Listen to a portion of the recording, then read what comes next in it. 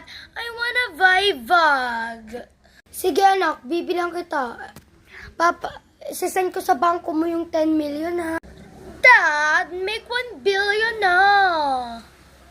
Because I buy luxury car, jet ski, and Chanel bag.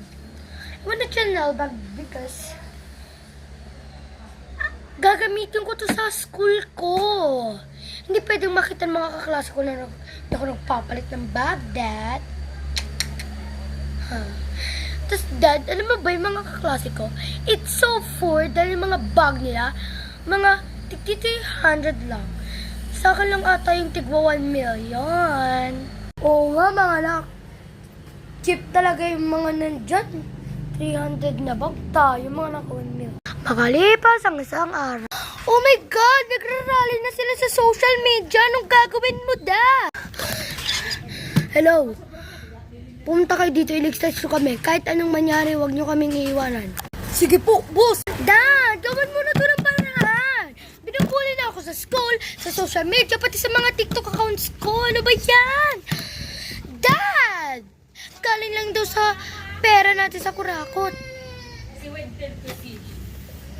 Makitay ka na makakawat ko din yung paraan. Tara na muna, kumain muna tayo. Dad, lito na lang na naman yung ulam natin.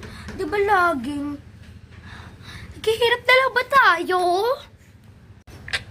Makalipas ang isang buwan. OMG, ang dami na naman ako rakot ni Dad.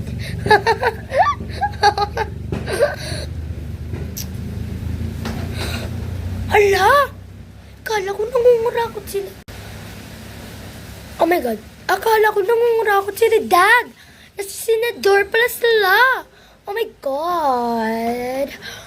Oh my God. Kailangan ko ma-save si Dad and Mother. Yes, Honor. Wala po kaming ghost project. Walang-wala po talaga. I can repeat. Meron ba kayong ghost project?